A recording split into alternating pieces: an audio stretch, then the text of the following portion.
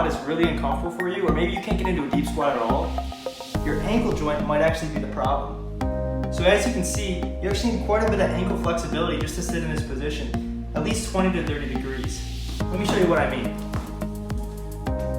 So when you go ahead and perform that squat, even if you have full hip range of motion and full knee range of motion right here, if you don't have the ability to lean forward and balance your body weight like that, all you're gonna do is just fall straight backwards. So let me show you how we're gonna deal with that. What you need to do is stretch this entire posterior compartment of your leg. So what I like to do is slap a leg up on a table and just lean forward like this. What I'm gonna do is just try to make this angle here smaller, smaller, smaller. And as I do that, I can feel a stretch all along the posterior compartment of my leg. So give that a shot, see if it actually helps you getting into that deep squat position and becoming more comfortable.